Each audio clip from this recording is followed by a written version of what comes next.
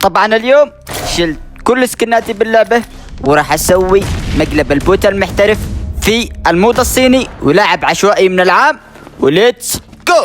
بدينا الجيم وللأسف اللي ضدي طلع لاعب عراقي ويمكن انه عرفني وحرفيا اللي خفت منه صار والولد صار يشك انه انا ستيفن. انت شوفوا ستيفن، افتح مايك.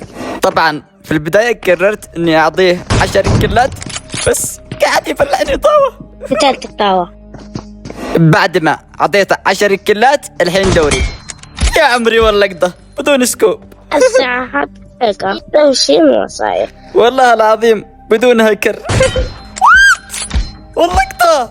يلا هذا الكل لعيون كل شخص اشترك بالقناة، هذا لعيونك. اسمعوا ترى عرفني ستيفن والله ما مصدق، ركزوا على هذا اللقطة راح يشيلني واشيله والله مو طبيعي ستيفن، والله حبيبي.